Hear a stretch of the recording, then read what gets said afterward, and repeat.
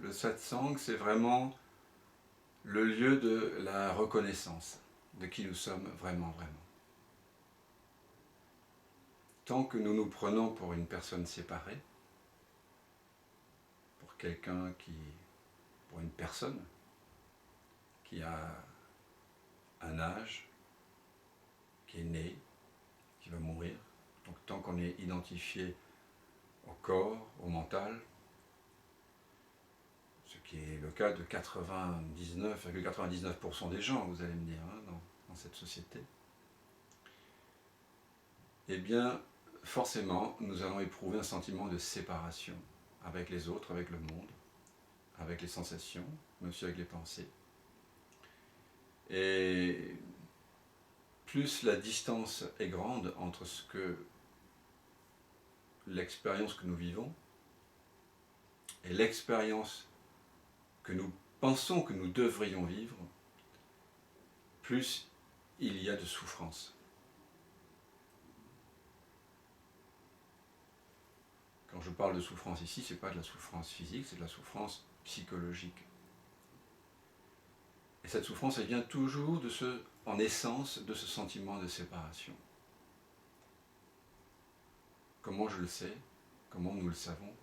Parce qu'en investiguant la nature de la réalité, de qui nous sommes vraiment, eh bien nous réalisons encore et encore que ce que je suis réellement, ne souffre pas, n'a jamais souffert et ne peut pas souffrir. Alors vous avez souvent, j'imagine, entendu cette phrase « tu es ce que tu cherches ». Et c'est ça l'invitation non duelle.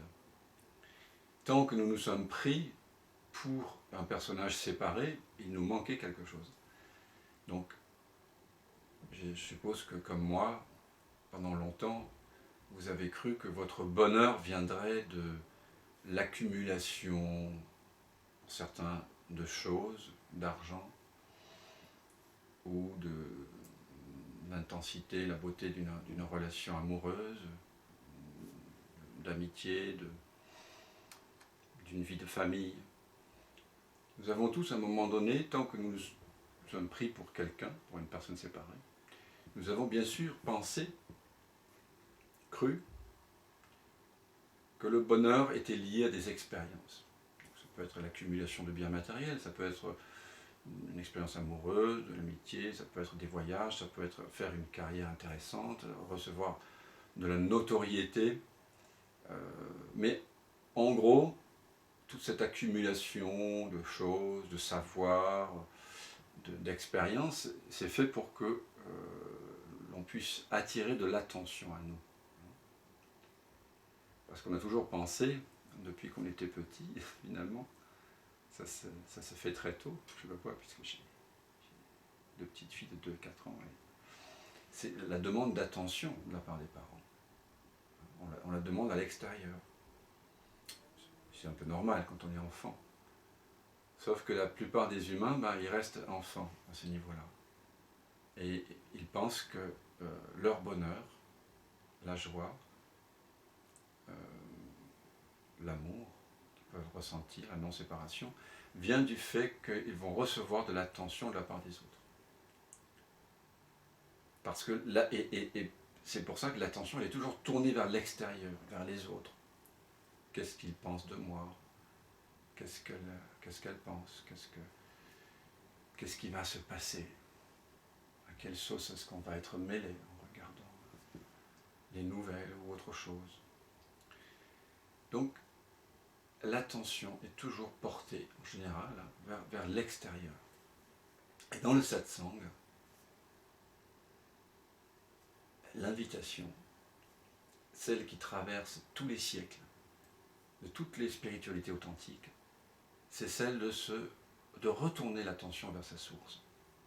C'est pour ça que dans la Kena Upanishad, il est dit, ce n'est pas ce que l'œil voit, c'est ce par quoi l'œil voit. Ce n'est pas ce que l'oreille entend, c'est ce par quoi l'oreille entend. tel est le Brahman, c'est-à-dire la réalité ultime, l'absolu. Et non cela qu'on honore comme tel.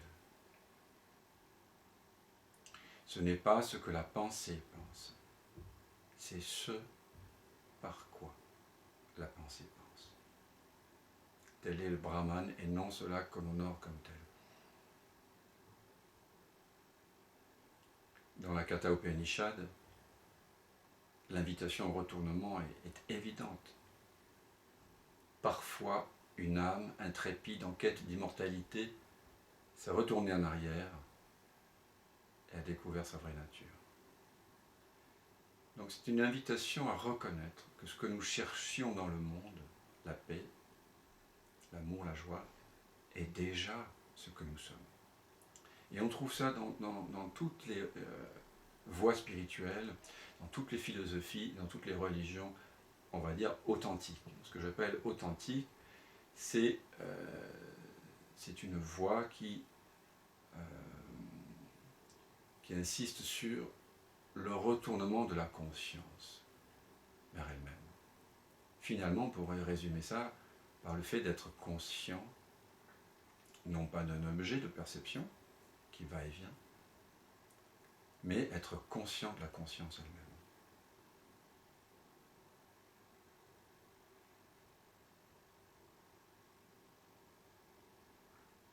Donc vous êtes déjà ce que vous cherchez. Et alors je vais vous inviter à une petite pratique. Vous savez que toutes les pratiques qu'on fait ici ne sont pas des pratiques qui sont faites pour que la personne ait un meilleur niveau de connaissance ou vive une expérience plus agréable, plus paisible. Non, non, non. Ce sont des jeux de révélation de ce qui est déjà là. Donc ce sont en quelque sorte, on pourrait dire des méditations contemplatives de ce qui est toujours là. Une invitation donc à réaliser notre vraie nature. Je vais vous proposer une pratique qui comme vous le savez déjà, est une non-pratique. Simplement, c'est une pratique, peut-être la pratique la plus profonde que je connaisse, puisque c'est une non-pratique. Il n'y a pas d'objectif, pas de but. Il n'y a rien que vous deviez faire, vous êtes tranquillement assis déjà. Vous pouvez avoir les yeux fermés ou ouverts. Et c'est une pratique qui ne peut pas être ratée. Vous l'avez déjà réalisée. Vous l'avez déjà réussi.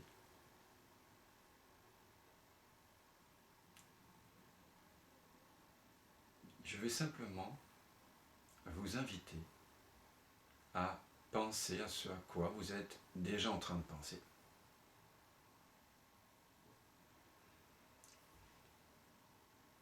Vous inviter à sentir ce que vous êtes déjà en train de sentir.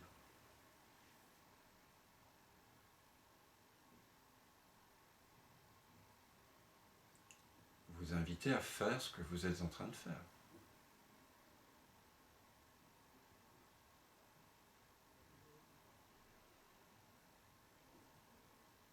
En gros, simplement vous inviter à faire l'expérience que vous êtes déjà en train de faire.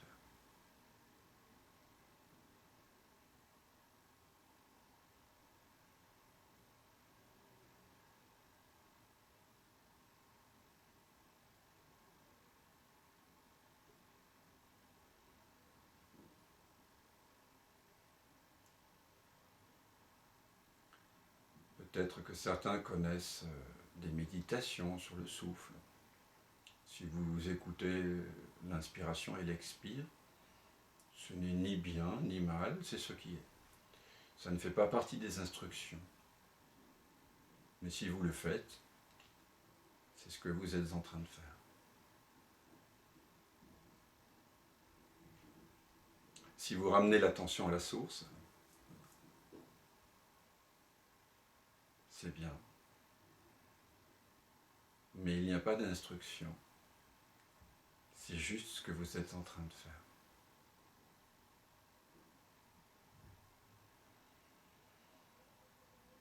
Si vous êtes conscient de ce qui se passe, conscient des pensées, des sensations,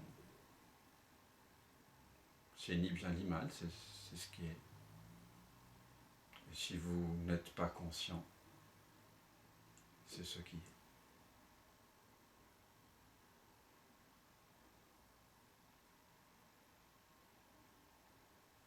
Vous admettrez qu'il ne peut pas y avoir de méditation plus facile, puisqu'il n'y a aucune instruction.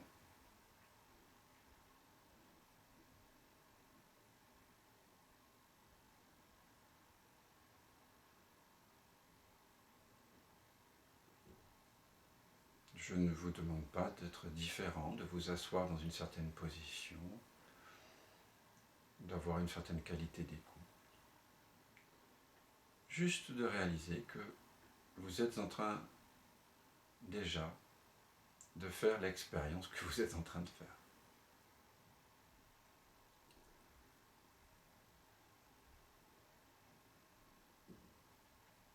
Vous êtes déjà en train de penser à ce à quoi vous êtes en train de penser.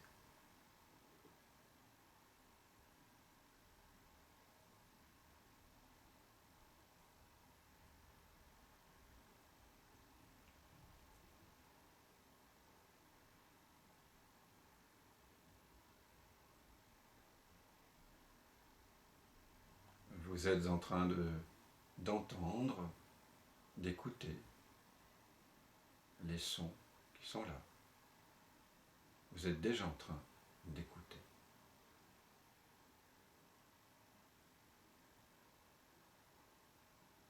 Vous êtes déjà en train de sentir ce que vous êtes en train de sentir.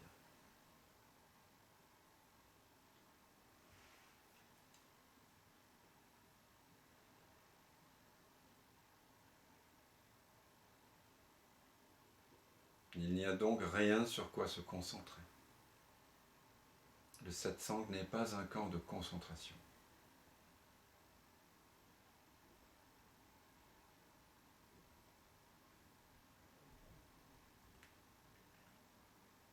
Il n'y a pas d'objectif, pas de but.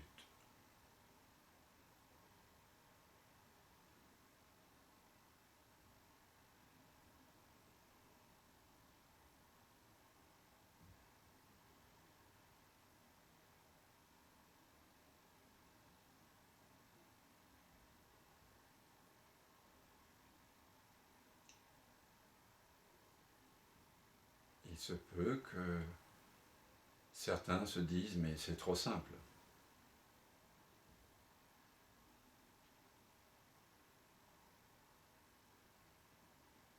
Pourquoi ne pas faire quelque chose qu'on ne peut pas rater?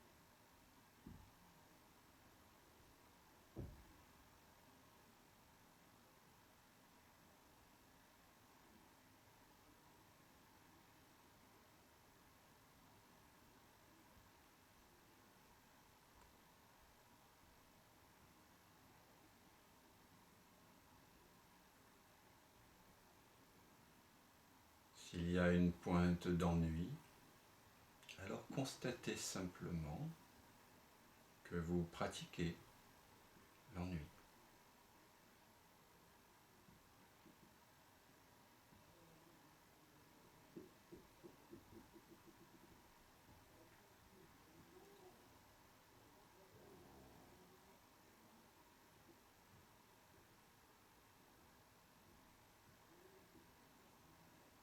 Si parfois vous avez l'impression de vous réidentifier aux pensées ou de vous égarer dans des rêveries, alors simplement constatez, je fais une pratique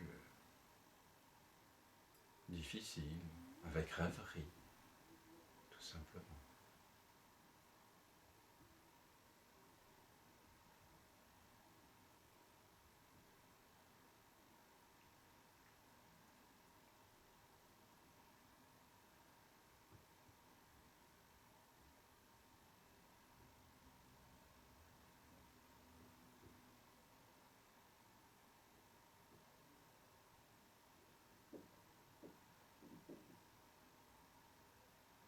Vous pensez à ce à quoi vous êtes déjà en train de penser.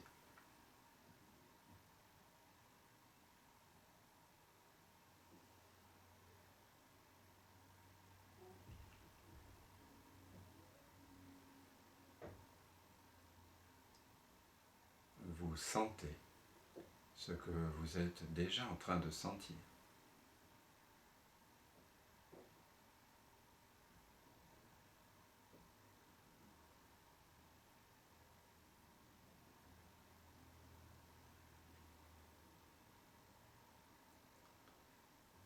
Vous faites ce que vous êtes déjà en train de faire.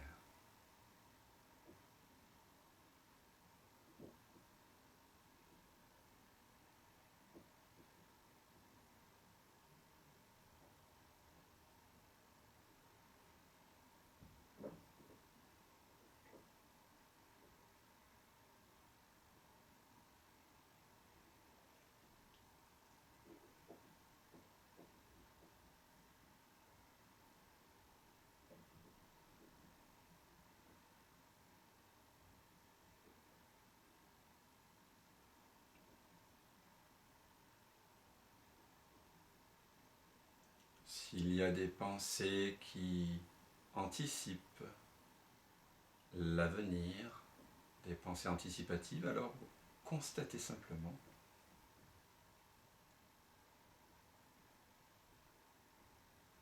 je suis en train de faire une pratique anticipative.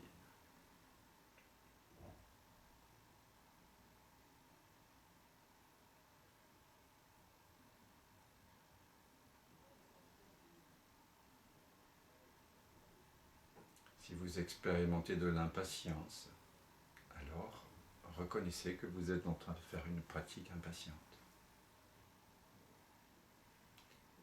Ce qui est important, c'est qu'à chaque fois que vous constatez simplement ce que vous êtes déjà en train de faire, en train de sentir, en train de penser, simplement le constater.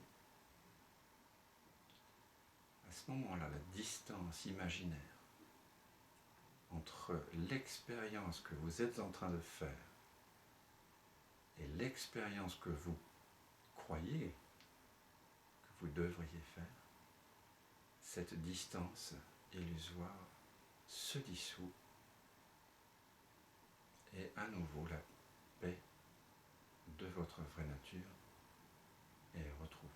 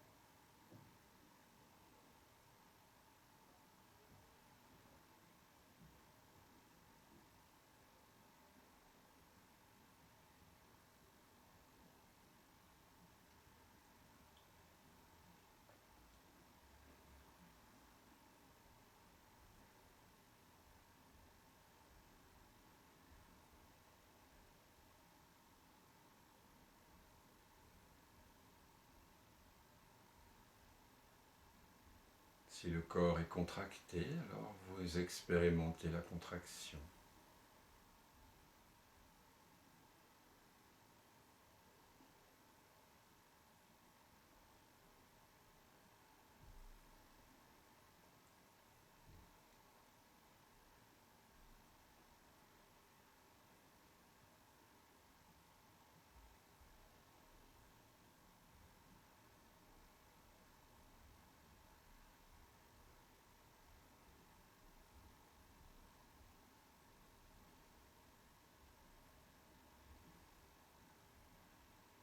Si vous êtes complètement perdu, vous pratiquez le sentiment d'être perdu.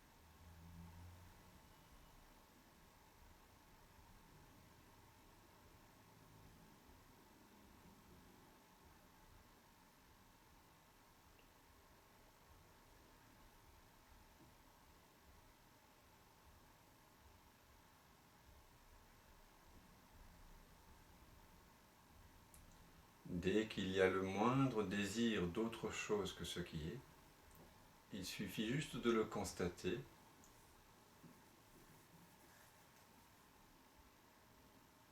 Je suis en train de faire l'expérience d'un désir d'autre chose, par exemple. Et encore une fois, au moment où il y a ce constat neutre et bienveillant, l'attention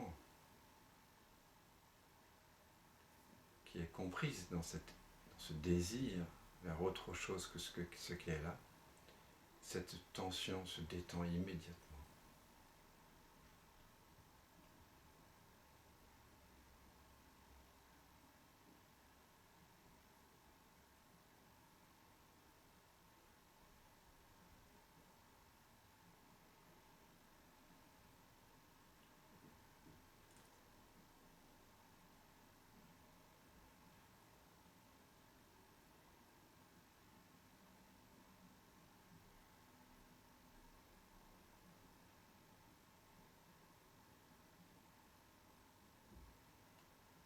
Il n'y a pas plus simple comme pratique, vous voyez, ce n'est pas une invitation à faire quelque chose. C'est une description de ce qui est déjà là, tout simplement.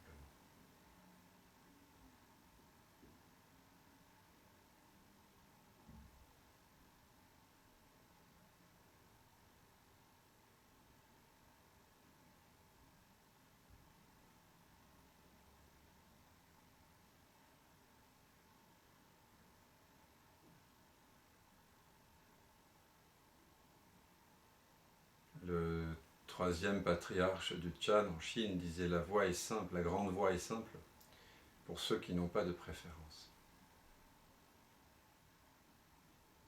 La grande voie, c'est l'éveil. Puisque vous êtes déjà cette présence éveillée, il suffit de ne pas déranger cette présence par le désir d'autre chose. Et au moment où vous prenez conscience d'un désir d'autre chose, et que vous le constatez tout simplement, à nouveau, cette écoute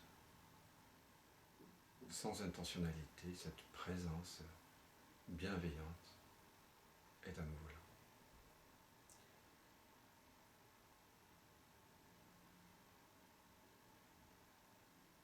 C'est un simple constat. C'est pour ça que le thème du satsang, on pourrait dire, c'est voir. Simplement voir.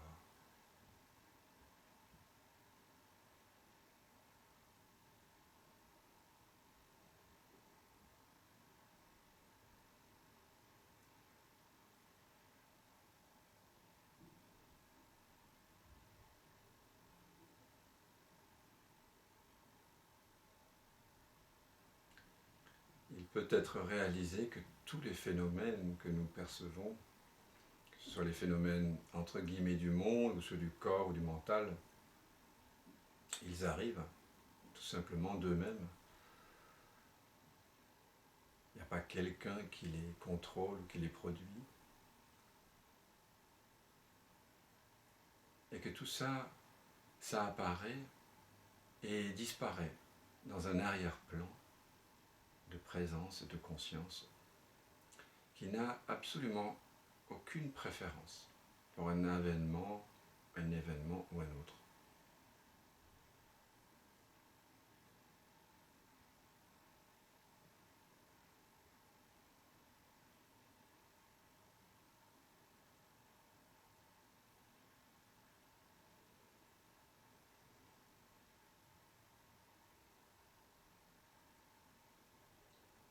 Ainsi, dès qu'il n'y a pas de préférence, Sahaja, l'état naturel, se révèle de lui-même.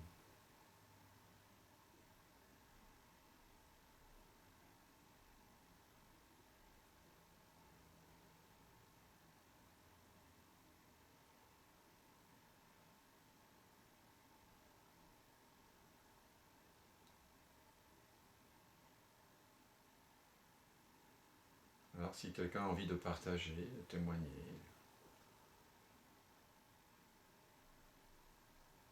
vous êtes les bienvenus.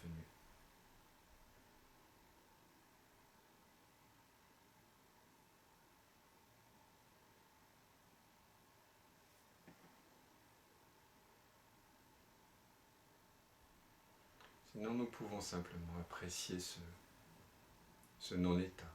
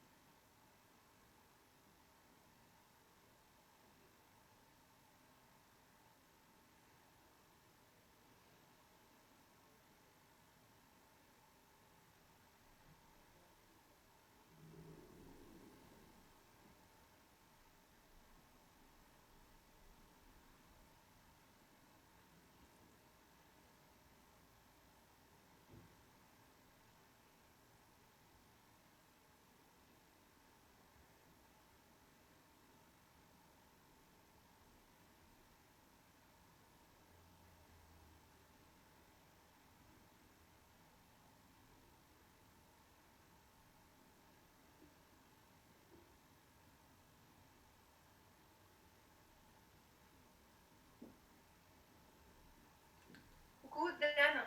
Coucou. Salut, c'est Tamara. Bonsoir Tamara. Bienvenue.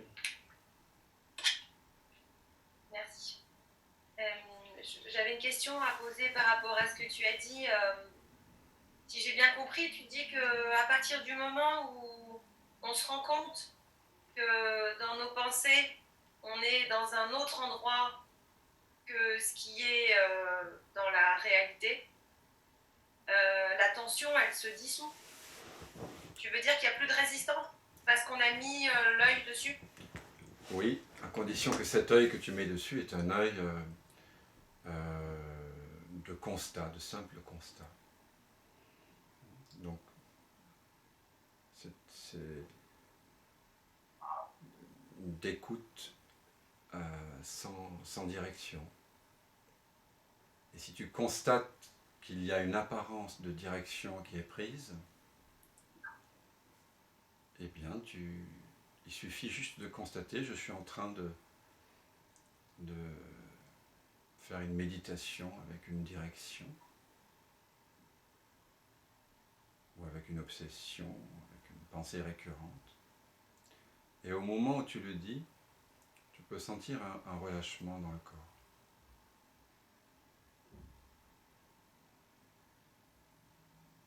Est-ce que c'est le cas pour toi?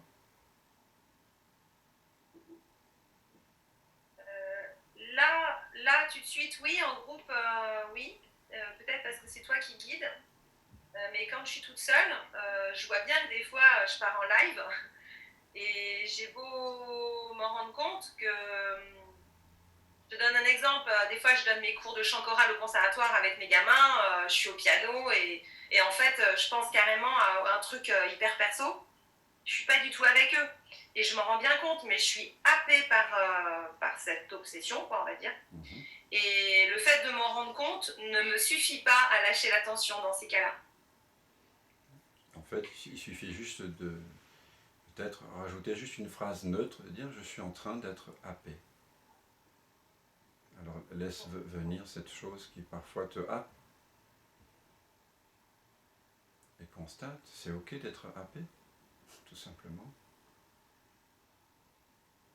C'est ce qui est. En fait, j'ai l'impression par rapport à...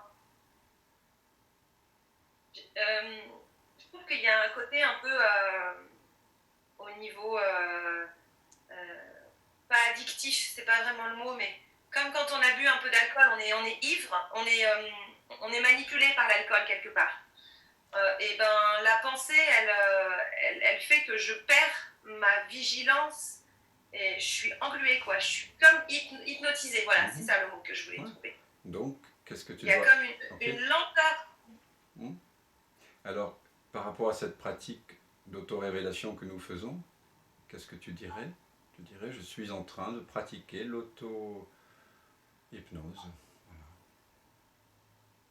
Hein, je suis en train de pratiquer l'hypnose. Je suis en train de me laisser entraîner dans le rêve ou dans le cauchemar. Voilà ce qui est en train de se faire, puisque c'est ce qui est déjà en train de se faire. En réalité, tout ce qui se passe est quelque chose que la conscience, que ce que tu es réellement, a déjà accepté en fait. Puisque ça apparaît. C'est un peu comme constater cela, tu vois, cette pratique d'auto-révélation. Que tout a sa place parce que c'est là. Comme quand tu regardes l'océan et tu vois il y a plein de vagues. Toutes les vagues elles sont différentes. Et chacune, elle est faite de la même eau. Elle a déjà été pleinement acceptée. Mais de temps en temps, l'humain, il fonctionne ainsi que il oublie qu'il est l'eau. Il oublie qu'il est l'eau de toutes les vagues. Donc il entre en résistance ou en désir d'une vague particulière. Mais au moment où ce mouvement de résistance ou de désir est vu, tu constates simplement, ok, je suis en train de pratiquer la résistance. Fais-le maintenant. Fais-le maintenant. Je suis en train de pratiquer la résistance. Et c'est tout à fait ok. Puisque c'est ce que tu es en train d'expérimenter. C'est juste ça l'expérience. Et si l'expérience est là, c'est que c'est déjà pleinement accepté. Sinon ça ne pourrait pas apparaître. Et donc si tu es en train de résister, ben ok, tu dis, je fais une pratique de résistance, de projection.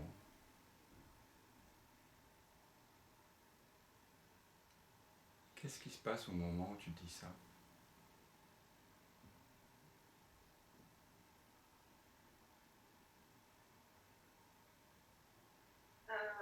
Tout de suite, je sais pas, j'ai pas l'impression que ça lâche parce que je... Ok, je fais une pratique. Ça me crée. Donc tu as l'impression que ça devrait lâcher, d'accord? C'est ça? Ça me crée des angoisses. Il faut constater que tu es en train de pratiquer l'angoisse. Dis-le à haute voix. Je suis en train de pratiquer l'angoisse. Je t'entends pas. Je suis en train de pratiquer l'angoisse. Voilà. Voilà, c'est ta pratique du Je moment. suis en train de pratiquer. Voilà. Hein, Je suis en train de pratiquer l'angoisse. Voilà. Juste une fois, ça suffira et tu sens. Voilà, c'est comme ça. C'est ce qui est là. C'est ce qui est là.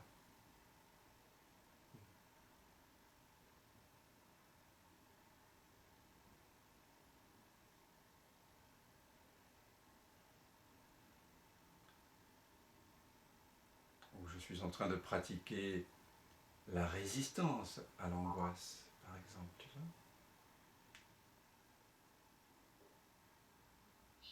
Parce que lorsque l'angoisse est reconnue, ben c'est simplement une sensation. Et s'il y a une lutte quelque part, c'est que tu es en train de résister à l'angoisse. Voilà, donc, c'est ça que tu es en train de vivre. Il faut toujours constater la dernière chose qui est là. C'est pour ça que c'est un art vivant. Ce n'est pas une méditation, c'est tout simplement être.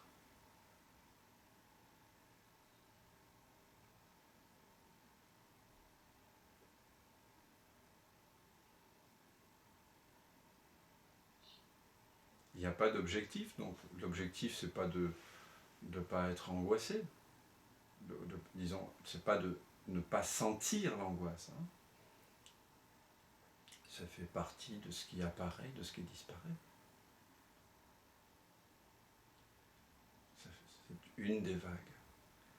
Donc on peut dire aussi, on pourrait le dire différemment, on pourrait dire je suis le sans forme, cette présence écouteuse, consciente, qui prend la forme de l'angoisse, tout simplement.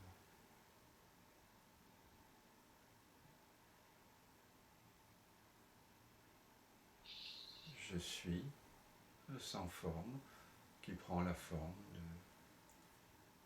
de cette impression qui est là maintenant, tu vois ? Tout simplement. C'est formulé différemment, mais c'est la même invitation à reconnaître simplement ce que tu es en train de faire. Tu étais déjà en train de le faire en fait.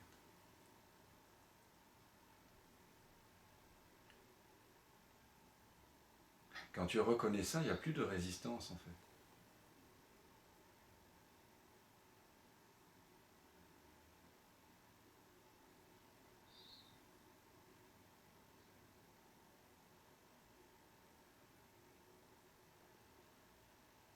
Je suis en train de pratiquer le non.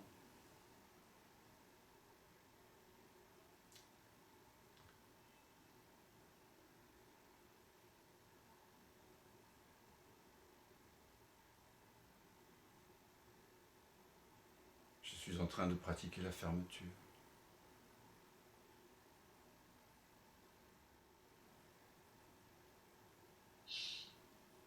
La grande voie est facile pour celui qui n'a pas de préférence.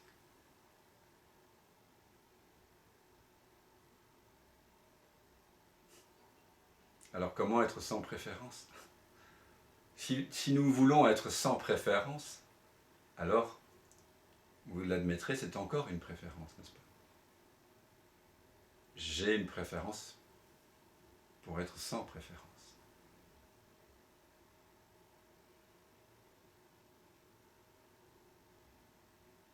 Moi, tout à l'heure,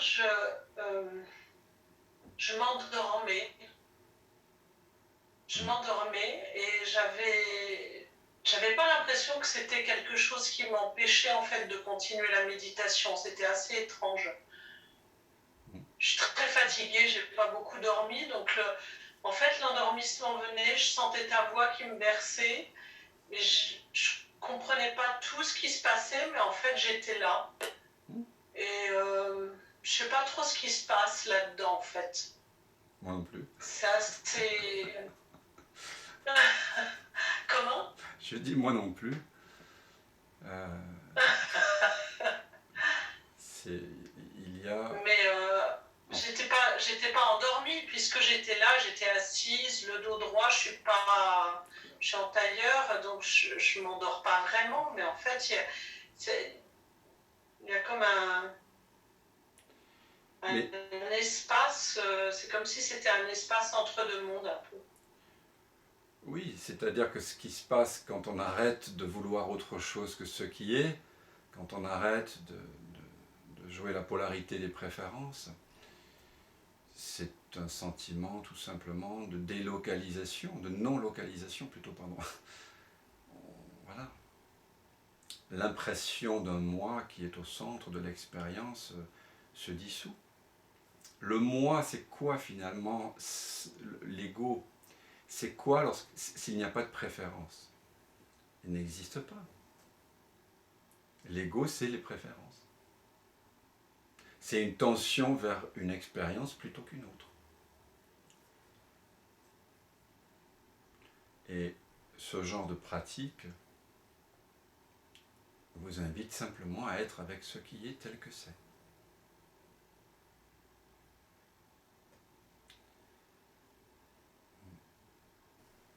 Tu parlais du dos droit. Ben, ça n'a aucune importance. Oui. Il n'est pas dit qu'on doit avoir le dos droit. Il n'y a pas d'instruction dans cette méditation. Non, c'était simplement pour dire que en fait, si je m'étais vraiment endormie, je serais tombée. Oui, oui. C'est pour ça que je ne savais pas exactement ce que je vivais, en fait. Si c'était... voilà. C'est normal de... Ça n'a peut-être pas beaucoup d'importance, mais...